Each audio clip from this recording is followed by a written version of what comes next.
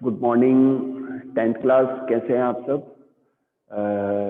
बच्चों, अपन आज topic discuss करेंगे। एक तो न्यूट्रिशन के टॉपिक को अपन आगे बढ़ाएंगे और अमीबा में न्यूट्रिशन, उससे पहले हिट्रोट्रॉफिक न्यूट्रिशन है क्या वो हम समझेंगे, और ह्यूमन बीइंग के अंदर जो न्यूट्रिशन है वो भी हम समझेंगे। ठीक है बच्चों, मैं आपसे ये कह रहा हूँ कि आपकी नो डाउट तैयारी बहुत अच्छी हो चुकी है, लेकिन अब आप एक क्लॉक बना लें।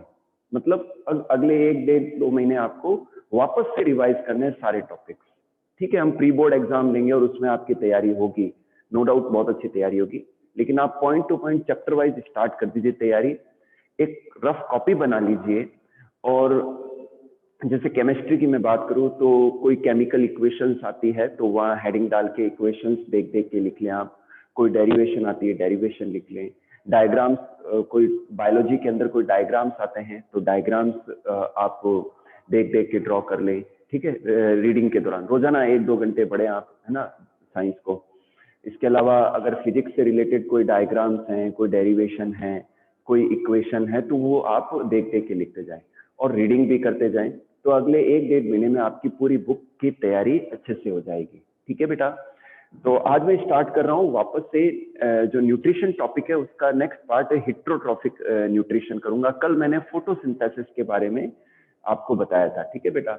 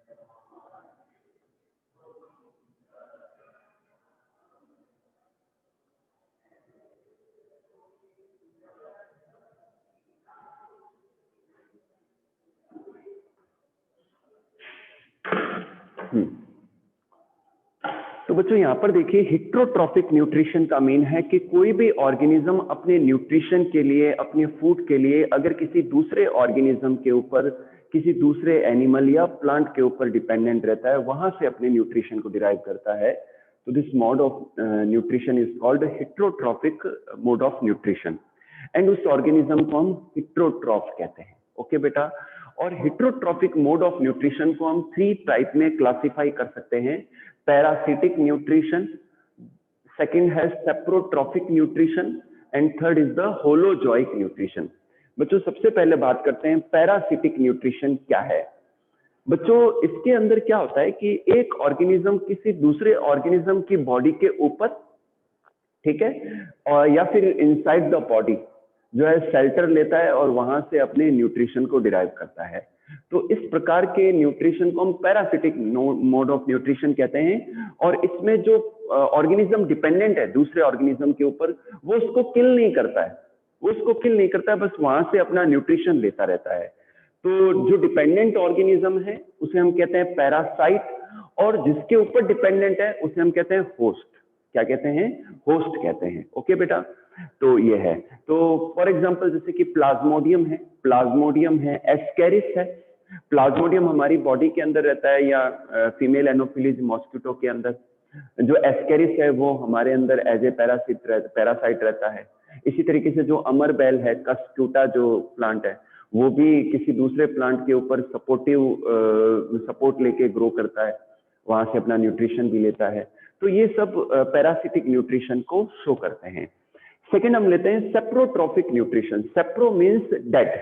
ऐसे ऑर्गेनिज्म जो किन्हीं डेड एनिमल या डेड प्लांट को डिकम्पोज करते हैं, डिग्रेड करते हैं, उसको अपनी बॉडी से बाहर, अपनी सेल से बाहर ही डाइजेस्ट करते हैं, उसको सिंपलर फॉर्म में कन्वर्ट करते हैं और फिर उसको एब्जॉर्ब कर लेते हैं सिंपलर फॉर्म को। तो इसे हम कहते हैं saprotrophic mode of nutrition. This is called saprotrophic mode of nutrition. Okay बेटा, तो इस तरीके से जैसे कि बैक्टीरिया है या फंगाई है, तो ये क्या करते हैं, डेड जो ऑर्गेनिजम्स हैं ये या जो डेड प्लांट हैं, तो उनके ऊपर अपना न्यूट्रिशन लेते हैं और कुछ डाइजेस्टिव एंजाइम्स रिलीज करते हैं जो कि उनकी सेल या बॉडी से बाहर ही उनको सिंपलर फॉर्म में कन्वर्ट कर देते हैं, फिर उस सिंपलर फॉर्म को वो डायरेक्टली एब्जॉर्ब कर लेते हैं। ओके बेटा, तो जैसे कि बैक्टीरिया एंड फंगाई, इनके अंदर सेप्रोट्रॉफिक मोड ऑफ न्यूट्रिशन पाया जाता है। नेक्स्ट लेते हैं होलोजोइक मोड ऑफ न्यूट्रिशन। होलो मतलब कंप्लीट, जोइक, यहाँ पर जोइक वर्ड जो है ना, ये एनिमल को रिलेट करता है, एनिमल्स के लिए है ये, ठीक है ना। तो इसमें क्या करता है, कोई भी ऑर्गेनिज्म या कोई भी एनिमल कंप्लीटली फूड को एनगल्फ कर लेता है, उसको फिर डाइजेस्टिव एंजाइम के द्वारा डाइजेस्ट करता है, फिर उसको सिंपलर फॉर्म में कन्वर्ट करता है और उस सिंपलर फॉर्म का एब्जॉर्प्शन हो जाता है। तो इस टाइप के मोड ऑफ न्यूट्रिशन को हम कहते हैं होलोजोइक मोड ऑफ न्यूट्रिशन, और जो वेस्ट है वो बॉडी से बाहर एक्सक्रीट कर दिया जाता है। ओके बेटा, तो मैं नेक्स्ट ले रहा हूं अमीबा के अंदर, ह्यूमन बीइंग के अंदर और दूसरे एनिमल्स के अंदर होलोजोइक मोड ऑफ न्यूट्रिशन पाया जाता है। यहाँ पर मैं अमीबा में न्यूट्रिशन कैसे होता है उसके लिए स्केच भी ड्रॉ करूंगा और आपको समझाऊंगा भी। एक बच्चों मैंने ऑलरेडी स्केच ड्रॉ कर रखा है ह्यूमन डाइजेस्टिव सिस्टम का।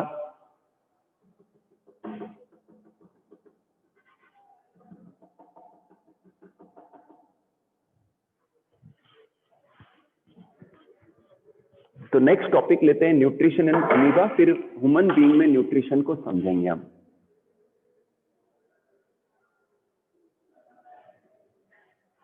Nutrition in amoeba.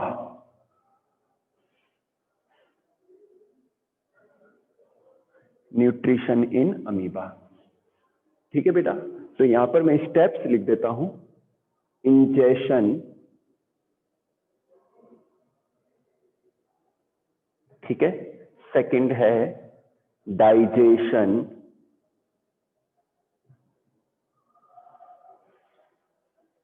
थर्ड है एब्जॉर्प्शन,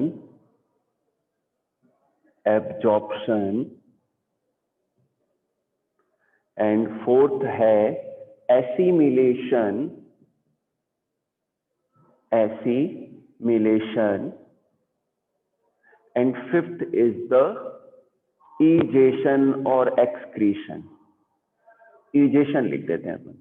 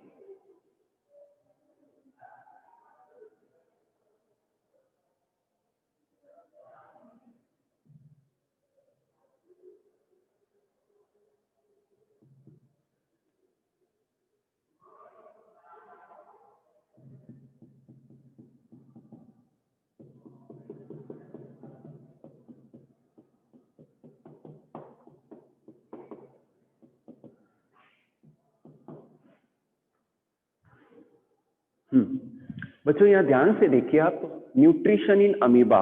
बच्चों अमीबा के अंदर भी होलोजोइक मोड ऑफ न्यूट्रिशन पाया जाता है, ठीक है ना। इसमें मैं 5 स्टेप्स को इंक्लूड करूंगा। इंजेशन, इंजेशन का मीन होता है कि जब भी अमीबा के पास में कोई फूड पार्टिकल आता है तो अमीबा अपने प्रोटोप्लाज्मिक एक्सटेंशंस के कारण से सूडोपोडिया बना लेता है और सूडोपोडिया के द्वारा उस फूड को अंदर एनगल्फ कर लेता है और जो फूड है वो सेल मेम्ब्रेन से डिफ्यूज होता हुआ अमीबा की सेल के अंदर एंटर हो जाता है। तो इस स्टेप को हम कहते हैं इंजेशन। क्या कहते हैं? इंजेशन। सेकंड लेते हैं डाइजेशन। ये जो फूड पार्टिकल है बच्चों, ये फूड वैक्यूल के अंदर, अमीबा के अंदर फूड वैक्यूल्स पाई जाती हैं और इसके अलावा कॉन्ट्रैक्टाइल वैक्यूल्स भी पाई जाती हैं फॉर द ऑस्मो रेगुलेशन।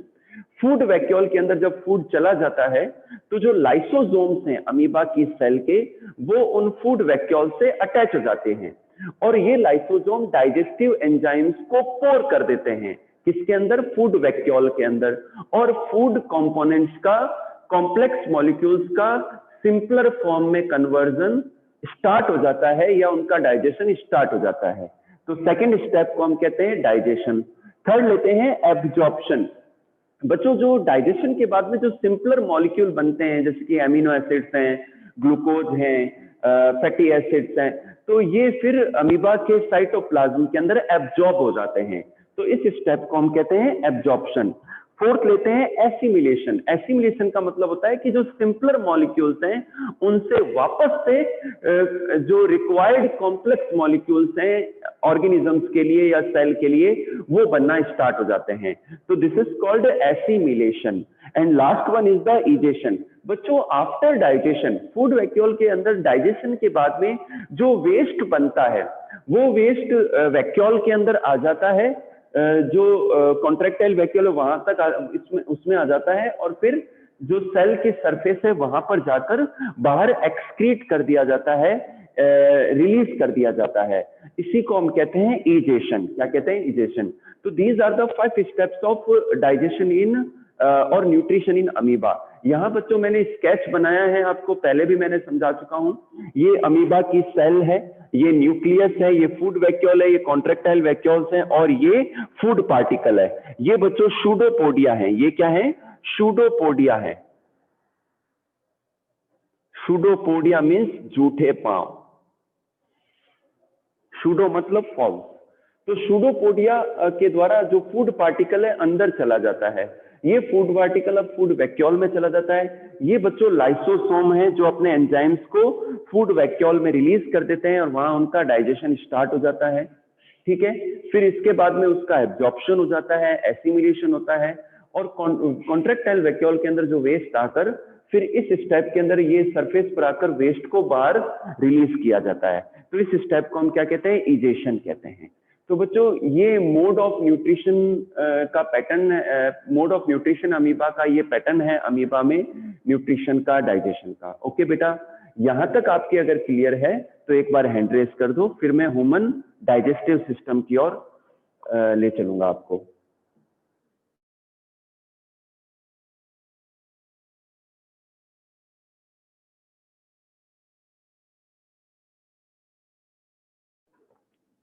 हाँ, एक बार रिकॉर्डिंग भी रोक दो। ठीक है सर।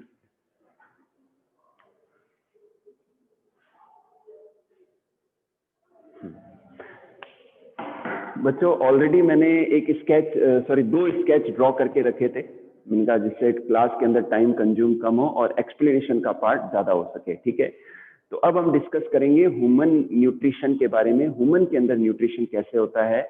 ह्यूमन के अंदर बच्चों होलोजोइक न्यूट्रिशन पाया जाता है। हमारे अंदर कंप्लीट डाइजेस्टिव सिस्टम है और डिफरेंट हमारे डाइजेस्टिव सिस्टम के अंदर काफी सारी ग्लैंड्स हैं जो एंजाइम्स रिलीज करती हैं और फूड को सिंपल फॉर्म में कन्वर्ट करने में हेल्प करती हैं। ठीक है बेटा। तो यहां देखिए बच्चों,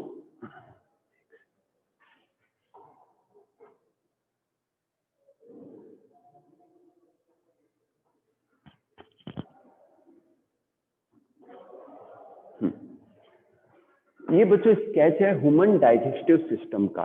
बच्चों ह्यूमन डाइजेस्टिव सिस्टम या जो ह्यूमन एलिमेंट्री कैनाल है वो माउथ से स्टार्ट होती है और एनस तक रन करती है।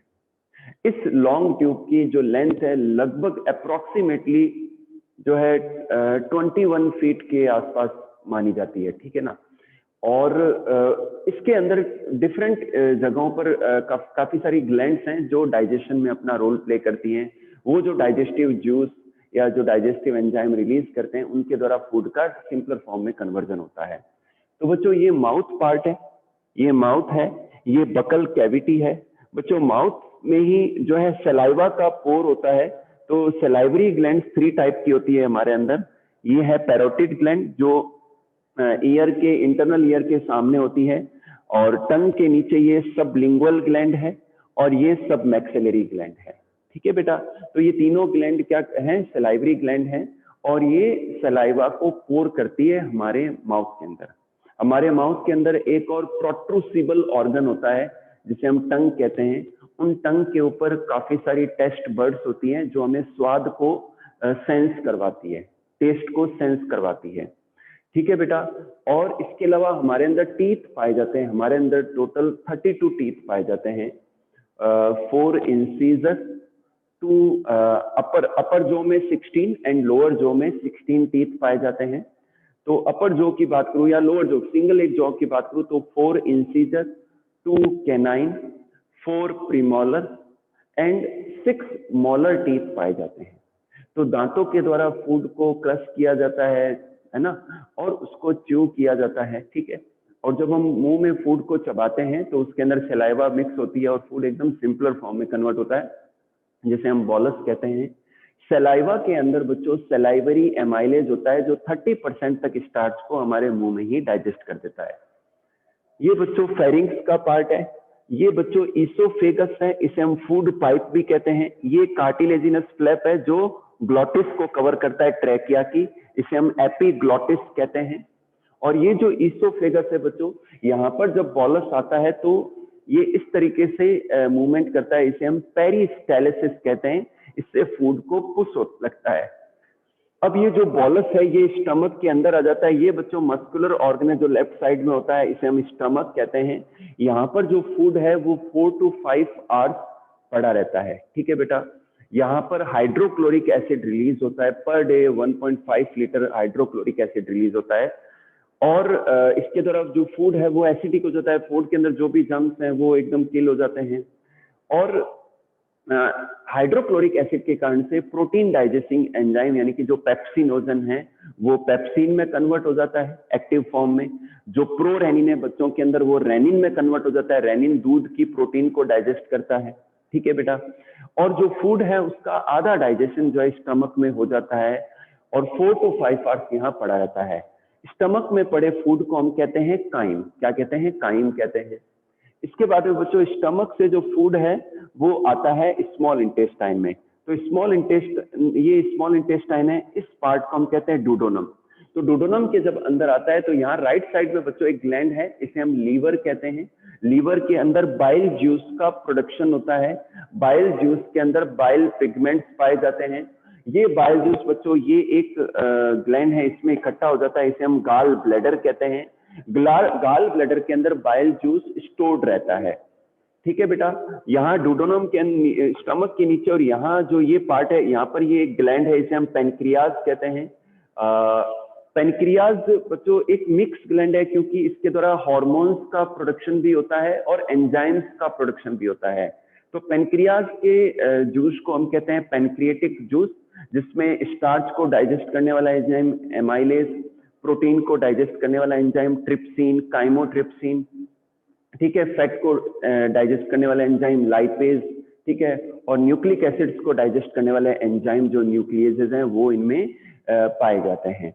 तो जब फूड डूडोनम में आता है बच्चों तो जो गाल ब्लैडर से बाइल जूस है वो डूडोनम में रिलीज हो जाता है और पेनक्रियाज से जो पेनक्रिएटिक जूस है वो भी डूडोनम के अंदर पोर हो जाता है और फूड के अंदर मिक्स हो जाता है।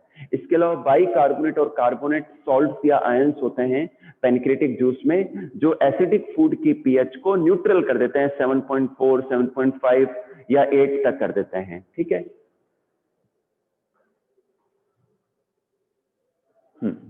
ठीक है बेटा। तो यहाँ से अब जो फूड है वो मूव करता हुआ कहाँ आता है, जेजुनम पार्ट में आ जाता है। तो जो कंप्लीट डाइजेशन होता है फूड का वो स्मॉल इंटेस्टाइन के अंदर होता है, जेजुनम पार्ट में होता है। जेजुनम पार्ट के अंदर फिंगर लाइक स्ट्रक्चर्स पाई जाती हैं जिन्हें विलाय कहते हैं, जिससे एब्जॉर्प्शन का सरफेस एरिया इंक्रीज हो जाता है इंटेस्टाइन के अंदर। इंटेस्टाइन की वॉल के अंदर जो ग्लैंड्स होती हैं वो डाइजेस्टिव जूस रिलीज करती हैं। इंटेस्टाइन के, स्मॉल इंटेस्टाइन के जूस को हम कहते हैं सक्कस एंटेरिकस। क्या कहते हैं? सक्कस एंटेरिकस कहते हैं। तो देखा जाए तो डाइजेशन मुंह से स्टार्ट हो जाता है। कुछ डाइजेशन माउथ में होता है स्टार्च का, जैसे कि कुछ डाइजेशन प्रोटीन का स्टमक के अंदर होता है, कुछ ड्यूडेनम में होता है। तो स्मॉल इंटेस्टाइन के अंदर जो एंजाइम्स है बच्चों, स्टार्च को डाइजेस्ट करने वाले एंजाइम, प्रोटीन की चेन्स को डाइजेस्ट करने वाले एंजाइम जैसे कि प्रोटीएज हैं।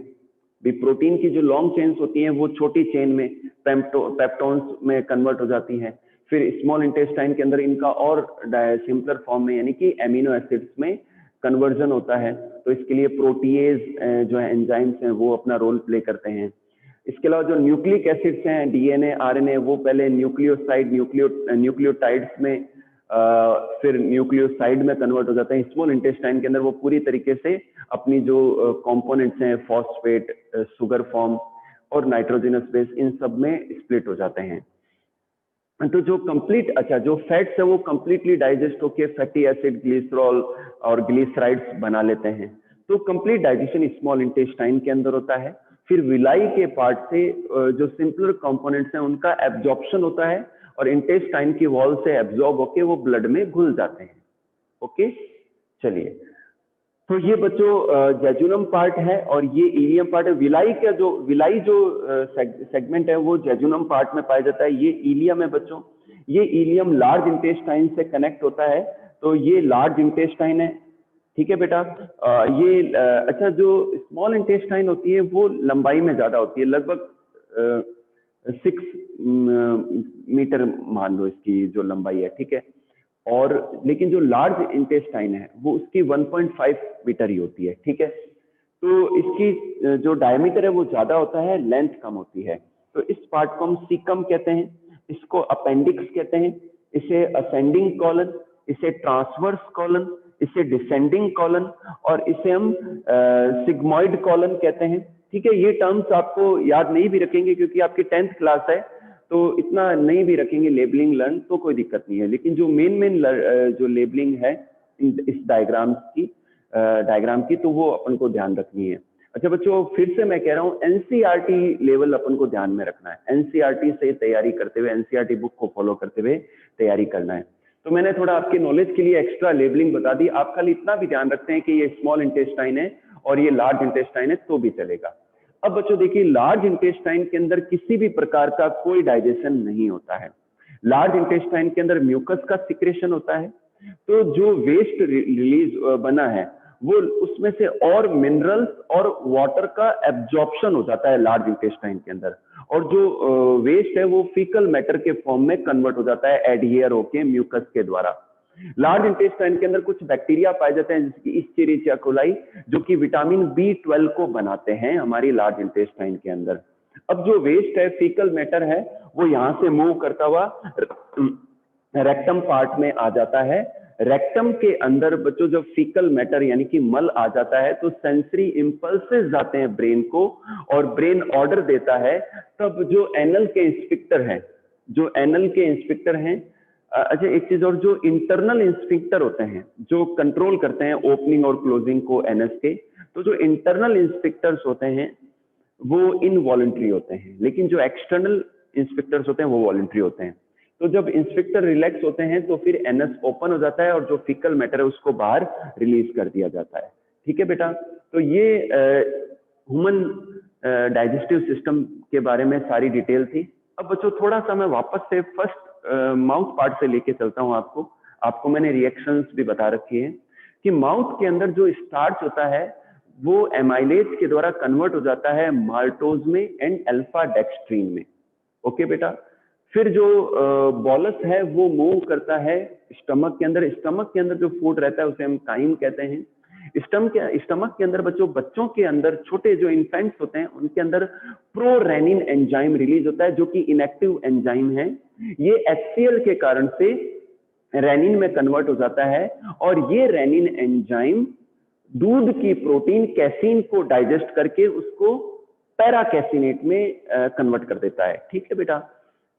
इसके बाद में बड़ों के अंदर प्रोरेनिन नहीं बनता, बड़ों के अंदर पेप्सिनोजन एंजाइम बनता है, जो कि अपनी एक्टिव फॉर्म पेप्सिन में कन्वर्ट हो जाता है, जो कि फूड की प्रोटीन को पचाना शुरू कर देता है। बड़ों के अंदर जो फूड के अंदर जो मिल्क के अंदर जो प्रोटीन होती है एडल्ट के अंदर, वो एचसीएल के द्वारा ही सिंपलर फॉर्म में कन्वर्ट होती है। ठीक है।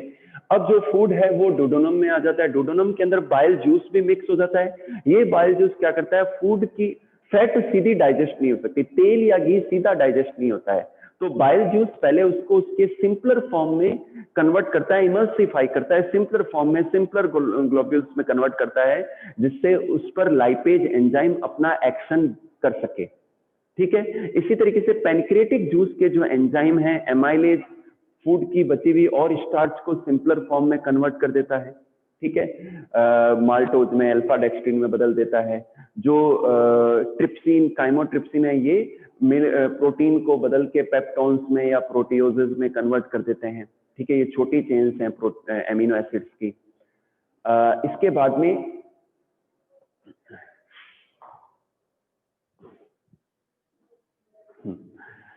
ये हो गया। ठीक है ना। इसके अलावा जो लाइपेज है वो लिपिड को डाइजेस्ट करना शुरू कर देता है। जो न्यूक्लिक एसिड्स को डाइजेस्ट करने वाले जैसे डीएनएज, आरएनएज हैं, तो वो उनको सिंपल न्यूक्लियोटाइड्स में कन्वर्ट कर देते हैं। ठीक है। तो ये पैनक्रिएटिक जूस का फंक्शन होता है, और उसके अंदर जो आयंस हैं बाइकार्बोनेट, कार्बोनेट, वो पीएच को चेंज कर देते हैं। अब जो फूड है वो और डाइजेस्ट होने के लिए जेजुनम में चला जाता है, वहां पर और कई सारे एंजाइम निकलते हैं, जैसे कि सुक्रेज, जो सुक्रोज को डाइजेस्ट करता है और ग्लूकोज सिंपल फॉर्म में कन्वर्ट कर देता है। सुक्रोज माल्टेज माल्टोज को डाइजेस्ट कर देता है। अल्फा डेक्सट्रिन को कन्वर्ट कर देता है सिंपलर फॉर्म में, यानी कि सबसे जो सिंपलर फॉर्म है कार्बोहाइड्रेट की वो ग्लूकोज है। ठीक है। और जो पेप्टोन्स, प्रोटियोजेज हैं, वो प्रोटीएजेज एंजाइम के द्वारा कन्वर्ट हो जाते हैं किसमें, एमिनो एसिड्स में। तो ये प्रोटीन की सबसे सिंपलर यूनिट है। ठीक है बेटा। इसी तरीके से जो लिपिड है, फैट है, वो अपने सबसे सिंपलर फॉर्म फैटी एसिड या ग्लिसरॉल एंड ग्लिसराइड्स में कन्वर्ट हो जाता है।